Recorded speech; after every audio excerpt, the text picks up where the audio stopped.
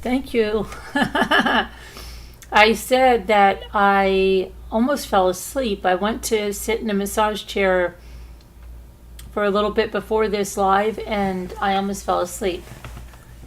And then I was like, oh my gosh, what time is it? I thought it was really a lot later than it was, but it was like 12:15 exactly when this live was supposed to be started, when I was like, oh, I can't fall asleep yet. So we're going to talk a little bit about what's in the news, and then a little bit about that Baby Reindeer. I still haven't been able to finish that. And last night I tried. I may try again tonight, but I couldn't get past the 4th episode. And it got crazy in the 4th episode. I mean, like, I was like, oh my gosh, Emmy, you must be wondering what the hell we're watching, because it went back in his life, and it like wasn't about what I got bit by a bug when I was biking. I had blood all over my nose. I didn't even realize that. I'm wondering if I had that when I was talking to my neighbor that was boating by, because that was so weird. I walked in and there was like blood down my face. You have a white box on your screen. Oh, sorry.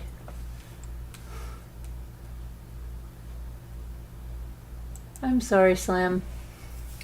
Now it's better, right? Hi, Christine. Okay, so anyway, I don't even know where I am now. I might as well just talk about what's going on in the world here, because maybe I'll do a little bit better at that than trying to explain what's going on in my life, right? Okay.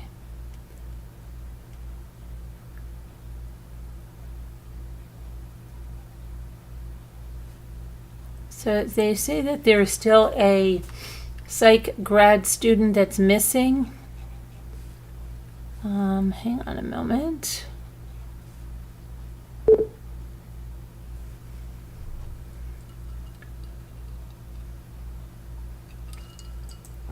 New Hampshire. I hope she's okay. Let me pull this over.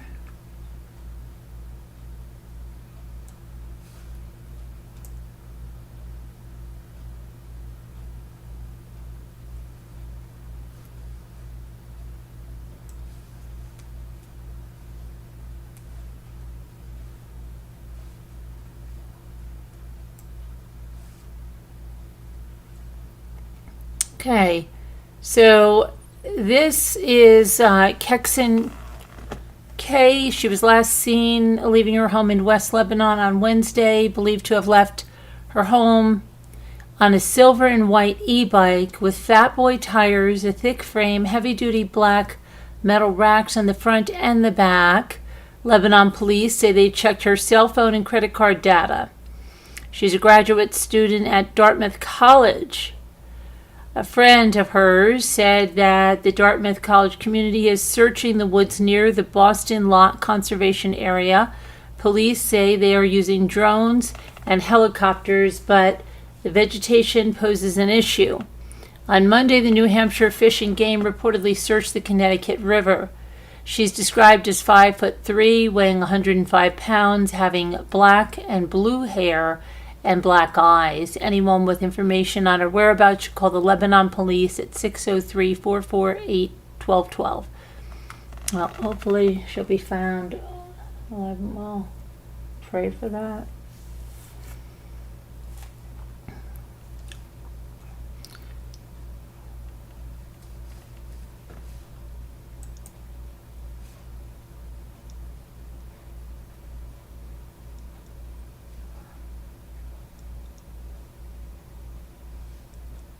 Okay, so we've also got someone missing in Florida with hearing issues.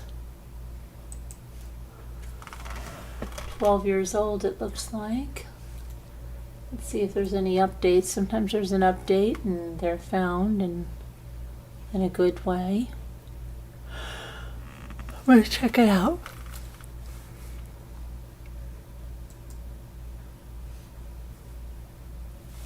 see if there's any news about her being found.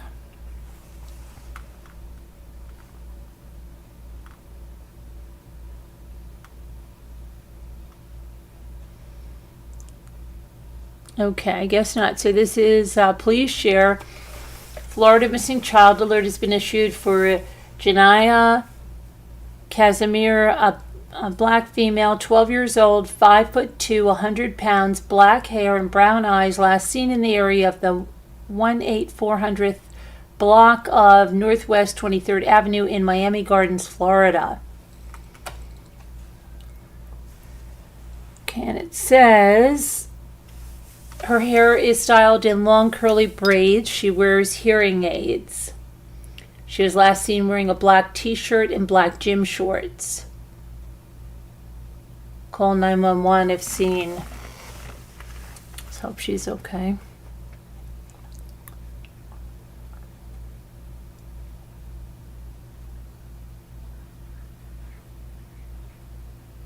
Oh, wait a minute. The child is safe. Good. She's been found safe. Wonderful. That was a weird update. They still had the pinned lost one. They had another one, and then they had the safe one. She's been found safe. That's great. That's what we like to hear. Yay. She's been found safe. Okay.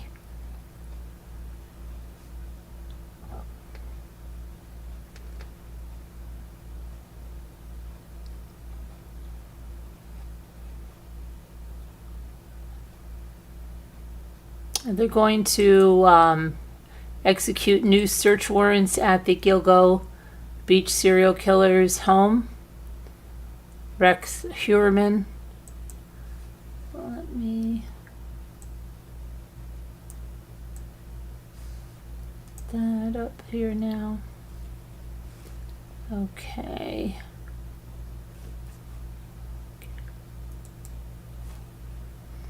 Investigators returned to the Long Island home of serial killer Rex Heuermann Monday morning, but it was completely unknown what they may be looking for now. Heuermann's attorney, Michael J. Brown, and Robert Macedonio, who represent his wife, said that police were executing search warrants at the home, but the Suffolk County officials declined to comment. As District Attorney Ray Tierney has previously stated, the work of the Gilgo Beach Homicide Task Force is continuing, said Tanya Lopez, Communications Director. We do not comment on investigative steps while ongoing. Macedonio said the Massapequa Park family home is currently empty because Heuermann's wife and her son are in South Carolina. I wonder if they were where we were.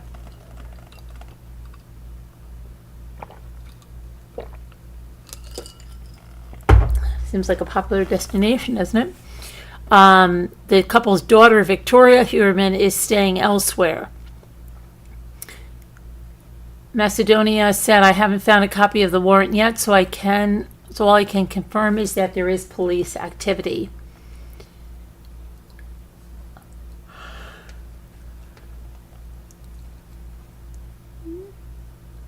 There have been no arrests made, nor are we anticipating any for the family.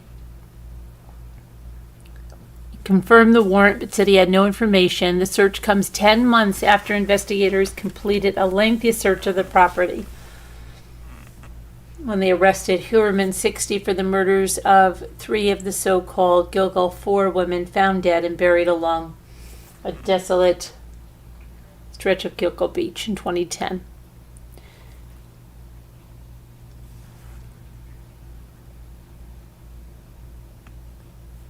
Heuermann's next court date scheduled for the second week of June. So what are they looking for? I don't know.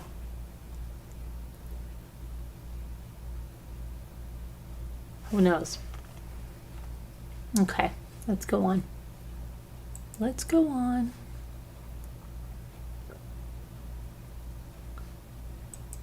Okay, so now we have North Carolina. Now, did we?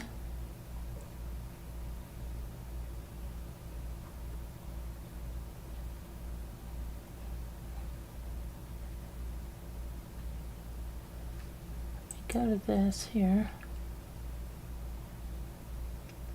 2 killed, 2 children injured in shooting. Shooter dies from self-inflicted gunshot wound in Reidsville, North Carolina. So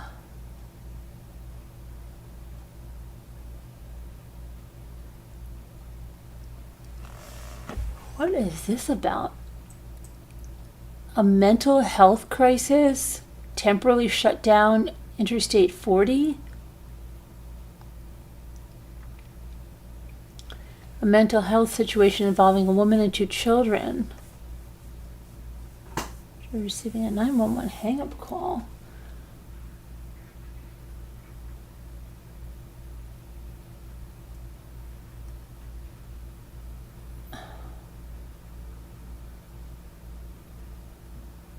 Okay.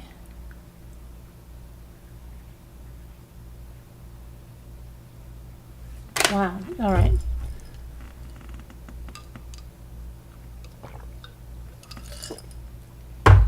Okay, so hang on. I'm going to tell you about this stuff that's going on. But I just saw something about noisy cicadas creating a disturbance. You won't forget it, they say. Thousands of cicadas continue their noisy invasion of the South. It appears that some of them have taken on human jobs. Dozens of bugs helped one road worker in Bedford County, Tennessee this week make repairs. What? Oh my gosh, look at this.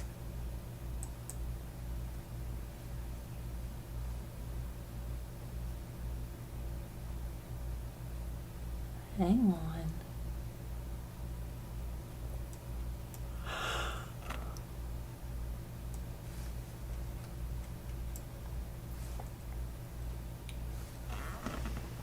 What are they, like crickets or something?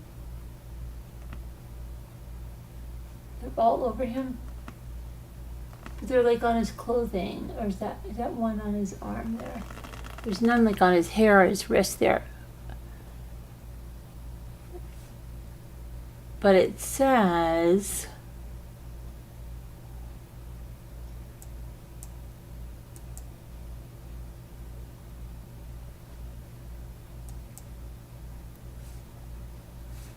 oh no.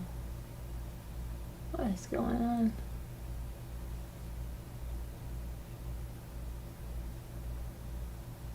Hang on.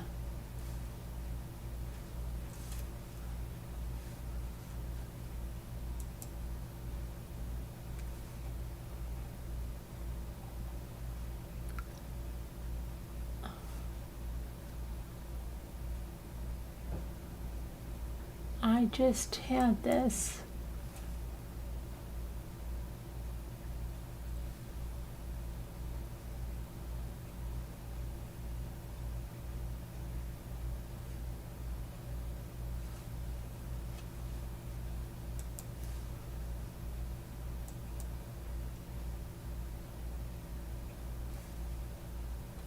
Well, apparently they're helping him make repairs. These cicadas here that are moving in. I heard about this before.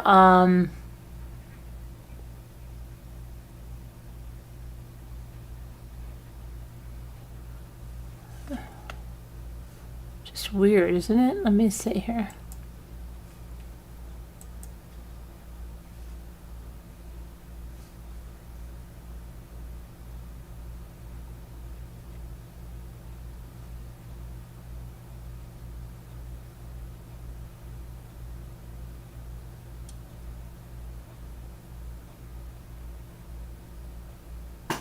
Bear sightings this summer will be more common in North Carolina.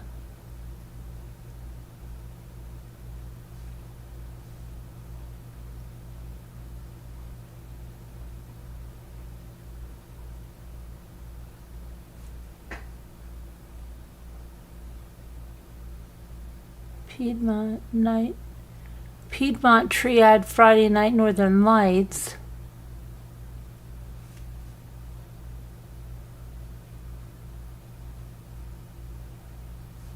I was trying to...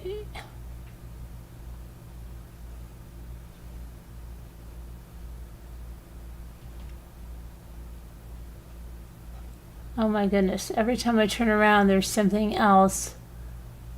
Deadline to ban menthol cigarettes missed again. That's in North Carolina.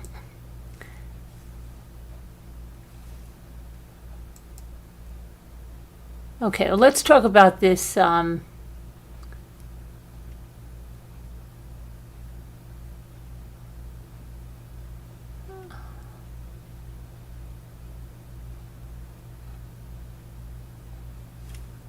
I'm going to go back to where I was.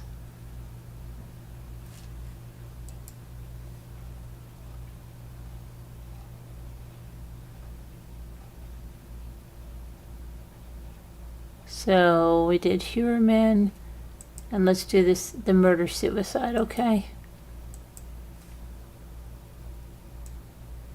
We'll talk about the cicadas in a minute. I'll do a whole thing on them.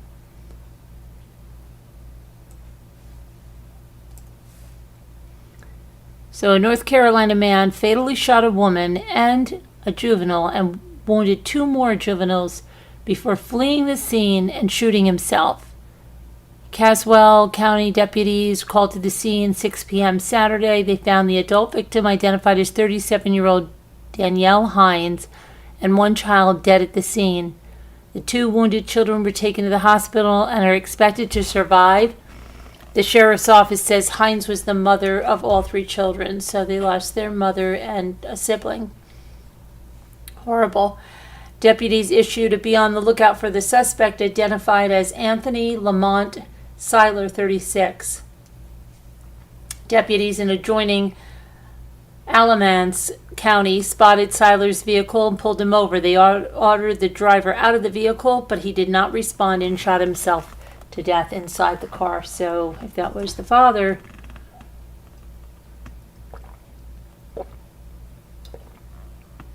they lost their parents. It's horrible. Investigators have not revealed a motive for the shooting, but said it was not random. No further information was released. That's terrible. Prayers for that family.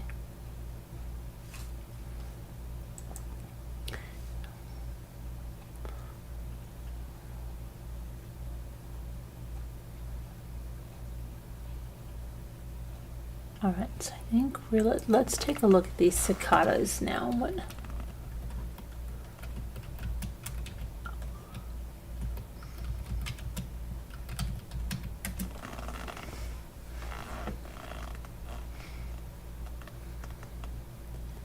South Carolina cicada invasion. The cicada invasion that occurs every 221 years has begun in South Carolina. Here we will break down what you need to know. I didn't see any of them. It said 911 call frenzy as cicadas invade towns in multiple states, and it began in South Carolina. Wow. Whether you love them or hate them, a double brood of cicadas has begun to emerge from the earth. Residents of the eastern United States have eagerly been awaiting the 2024 periodical cicada emergence, featuring a co-emergence of a 13-year and 17-year brood. It started to appear last week as the internet saw the first cicada videos of the season from South Carolina. This week they have been spotted in North Carolina and Illinois. That was back on April 24th. Sarah Weinberg awoke on April 18th to find the insects everywhere on her gazebo. She posted a TikTok video with the caption, "Help! Is this my life now?"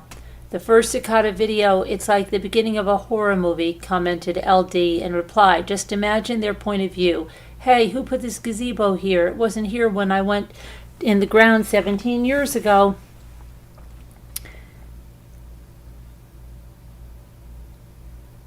Local residents are also calling the police about the cicada noise. Oh, just to the north of Saluda. And I remember seeing Saluda when we were going down there. We've had several calls about a noise in the air that sounds like a siren or a whine or a roar. I wonder, I did hear a siren, didn't I hear a siren noise? The sound is cicadas. Although to some the noise is annoying, they pose no danger to humans or pets. Unfortunately, it's just the sounds of nature. Okay.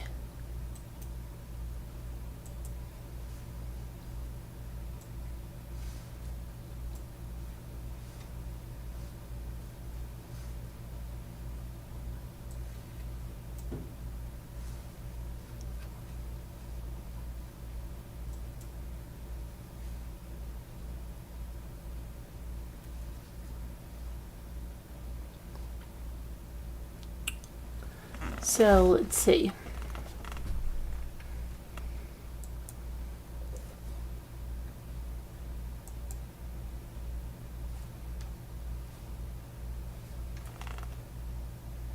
Now we have to talk about Chad Daybell because something's going on there.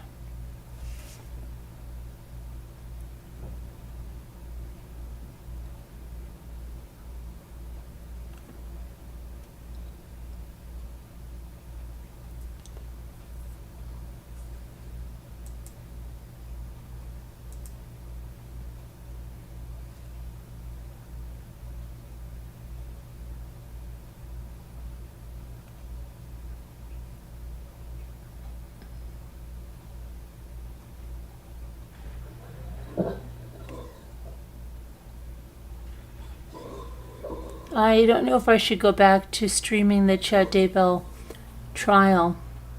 I have a biopsy tomorrow, but I can see and see if we want to start streaming again.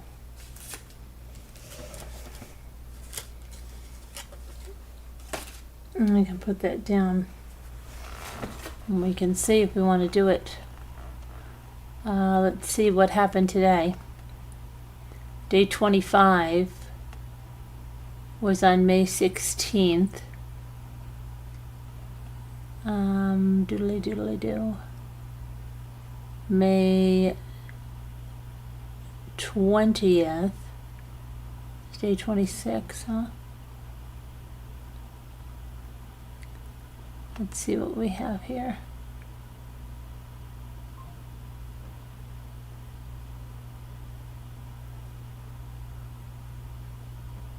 Judge Boyce said 14 hours ago that his staff attorney, Courtney Stallings, discovered an error on the indictment, and she is preparing the jury instructions. A jury instruction conference will be held before deliberations.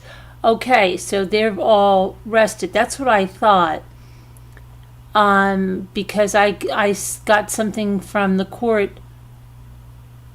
The trial resumes Monday morning with defense.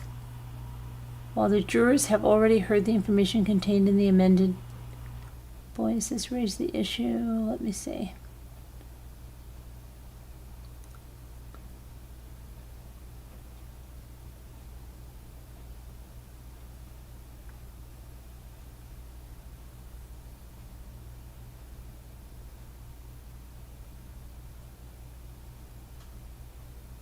What the heck? What is going on now here?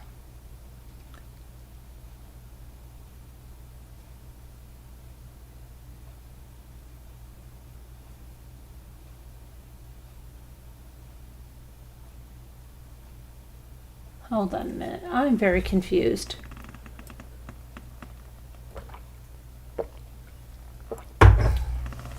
Emma, the daughter,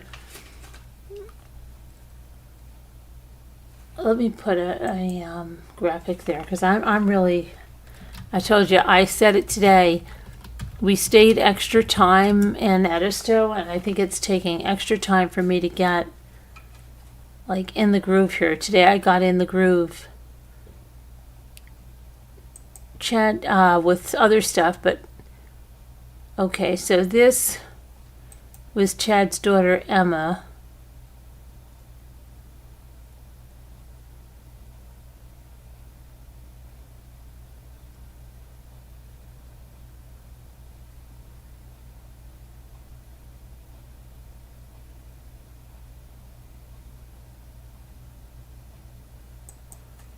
on the stand.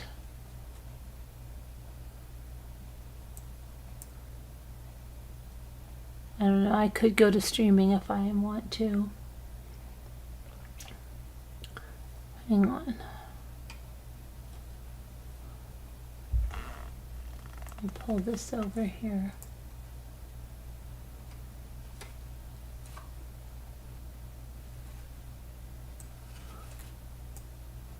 Okay, so let's see what we have about Emma.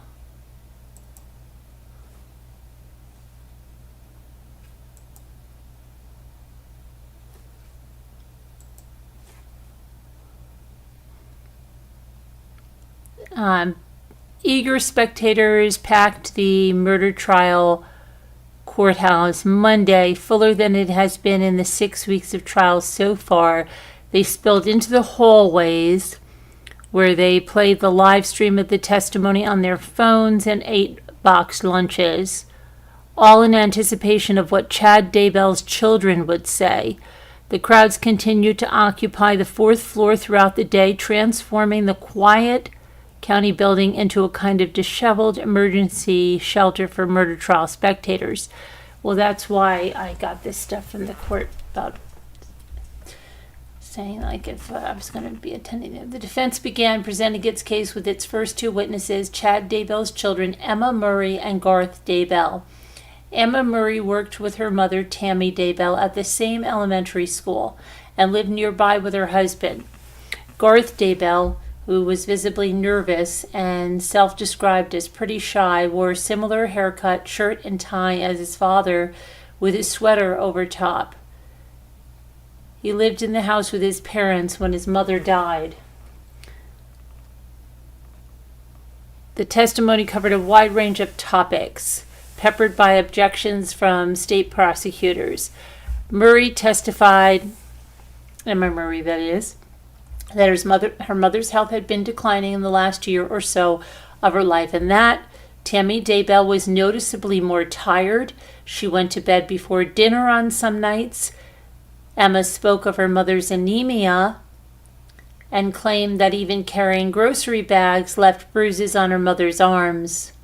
Okay, anemia and that, yeah, I've had all that. But on cross-examination, Fremont County Prosecutor Lindsay Blake asked if Emma Murray would be surprised to learn that there was no mention of anemia or sleep apnea in Tammy Daybell's medical records.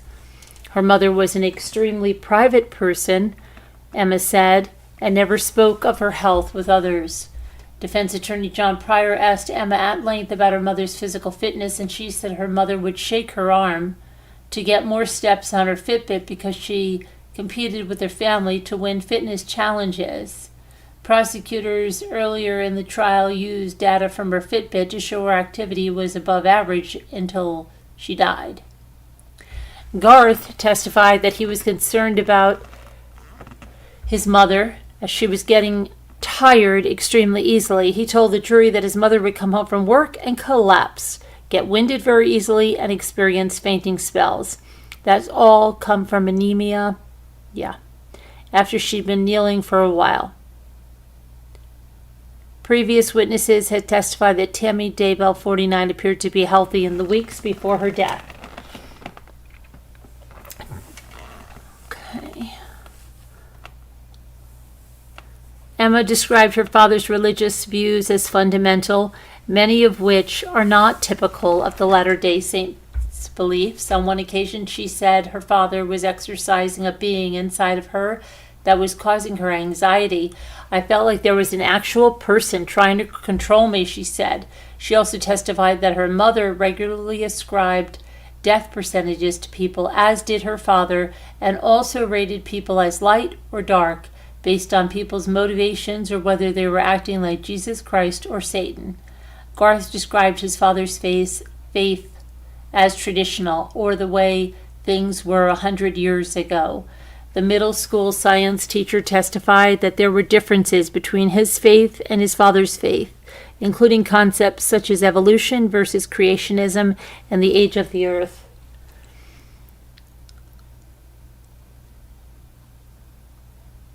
On October 18th, 2019, The evening before Tammy Daybell's death, Garth Daybell said he was asked to drive into Rexburg to McDonald's. As his mother didn't feel well enough to cook, he dropped the food off, he said, at around 7 p.m. He left her sitting on the couch. As far as I knew, it was a normal night. He added that he heard snoring from his parents' room that night when he returned from work about 1 a.m. Returned from work? I thought they just said he was a science teacher. Returned from work at 1 a.m.? They were both in bed. I saw their forms, their shapes in the bed as I passed by, he said.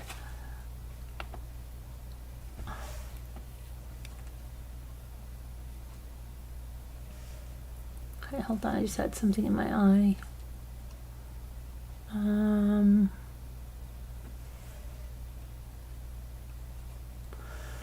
What did I... Okay.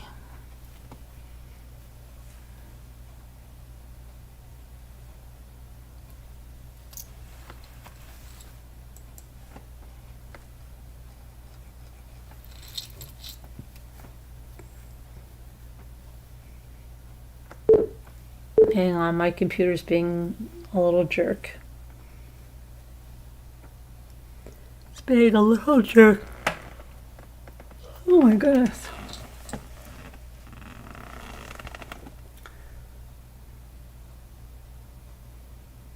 Okay, here we go.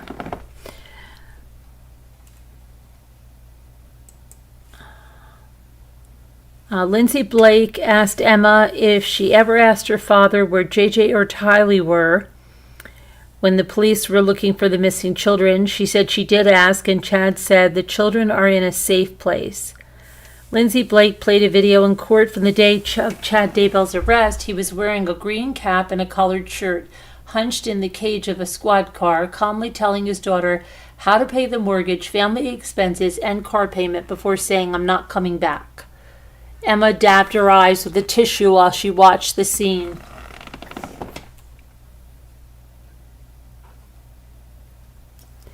The defense asked Emma about her ability to access the family's computers as searches for SSW wind and what is the definition of SSW direction were made on Chad Daybell's account the day Tylee was last seen alive, using to suggest Chad Daybell was planning to burn the child's body the next day. Emma said she made the internet search for the wind direction on September 8th, 2019 at her parents' home. I was trying to be an amateur meteorologist. It was common just to jump on the computer. There wasn't any login or anything. Really. She just wanted to look at the wind direction. You were being an amateur meteorologist? Okay.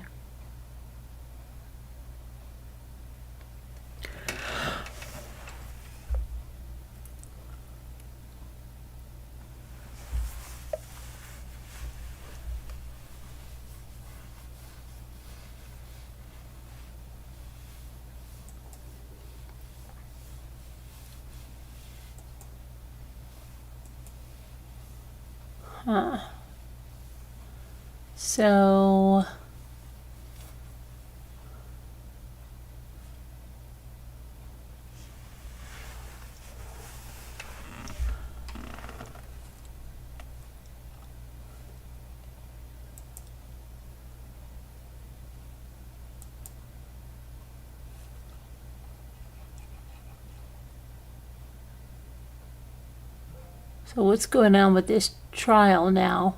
Where are they, D? 26.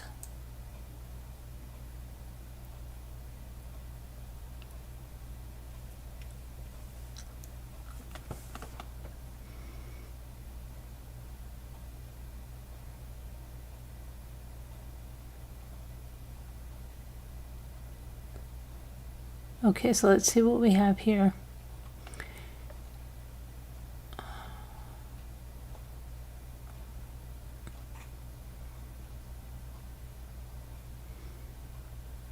Emma asked her dad, Chad, where Tylee, Ryan, and JJ were in a safe space, is all Chad would tell his daughter. Prosecution asked where the children were found. Emma responds, my dad's backyard. Okay, on April 8th, 2019, Emma said she looked up the wind speed on her family's computer. Lindsay Blake asked a series of questions about this, alluding to the fact that it seems more likely that Chad looked it up, as Tylee Ryan was dead around that date.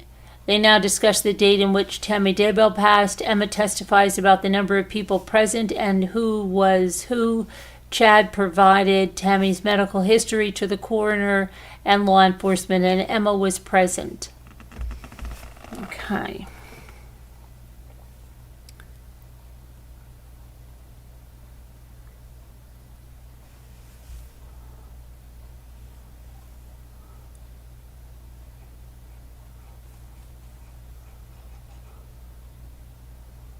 The trial is expected to last 1 to 3 more weeks.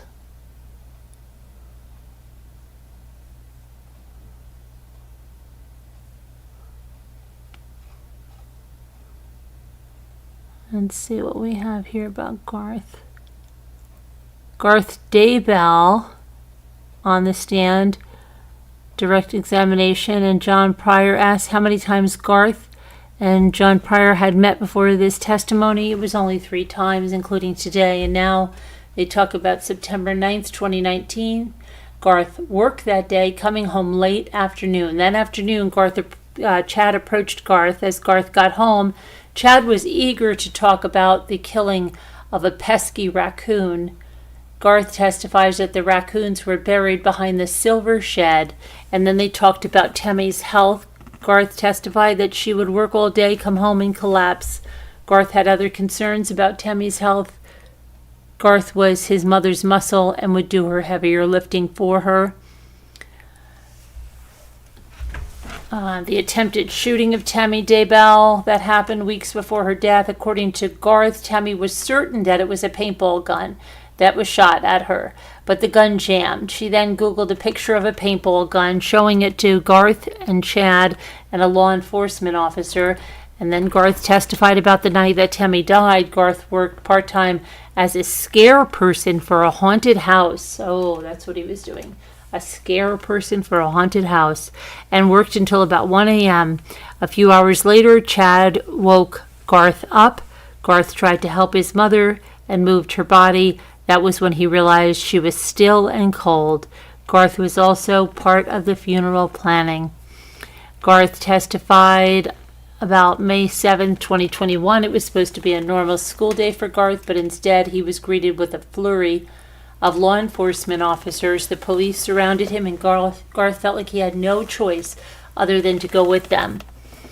Both Garth and his wife were detained and questioned for several hours. Garth was then told by law enforcement that he would be indicted, that if he did not change his story. Garth is also LDS. Just like the other family members, Garth's beliefs differ a bit from his father's, with Chad believing more traditional teachings or teachings that happened over 100 years ago. Garth's direct examination concluded, and Lindsay Blake began cross.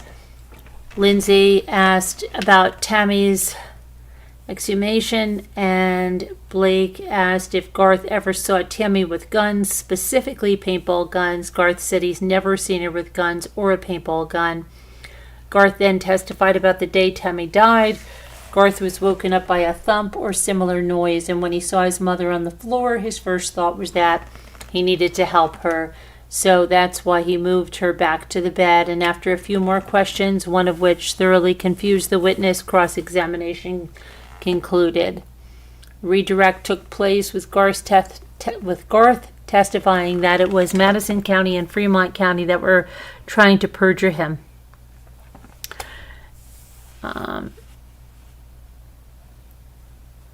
One or two more questions, then it was wrapped up. Blake asked for a limited scope recross examination where she asks one question: if Garth ever changed his testimony. He said he has not. Prior requests at sidebar: there is a special matter to take care of with the next witness, but it must be taken up outside the jury and the public. The counsel and Judge Boyce leave the room, and they had a short break. Garth was excused from the stand, and the next witness is called to testify. Forrest Fisher, an attorney in Idaho. In December of 2021, Fisher represented Garth Daybell when Garth was questioned by the police. Fisher cannot recall what charges were being brought forward for Garth. Fisher remembers some advice he gave Garth, which was answer only questions that were being asked. A few more questions and then a direct examination concludes. Lindsay Blake proceeds to cross-examination. There are very few questions asked, and then the witness is excused. Mid-afternoon break took place. Let's see. Defense called the next witness, which was Joseph Murray, Emma Murray's husband, also Chad's son-in-law. They have been married almost 7 years with 3 children. Joseph testified about the paintball gun incident, with Joseph asking prior for more details about the questions asked. Many objections occur for hearsay. Testimony continues. Testimony continued about Joseph Murray borrowing tools from the Daybell shed and how it was never locked. Testimony goes on with chats in a Fitbit competition. Tammy and Joseph's parents and Emma Murray would all compete to get the most amount of steps in a day. And then there was a sidebar to discuss scheduling, and court is adjourned for the day so Joseph Murray can continue his testimony tomorrow. Maybe I will stream tomorrow. Okay. So maybe I will do that tomorrow. Maybe I will. Okay, so I know that's a short live tonight, but I am tired. I do have a biopsy tomorrow, and I may stream, so hi to Scooter. I don't chat much, but hey, hi Jay, how are you? Welcome. Thank you for coming in. Hi little lady. How are you? Holly, Jane Grill, Native Libra. You're checking out some black light poster. Oh, really? Cool. Valerie, hi. Hi, everybody. So I have a biopsy tomorrow, and I want to just relax a little bit. I will keep you updated here. Let me shut some of these things here. Trying to get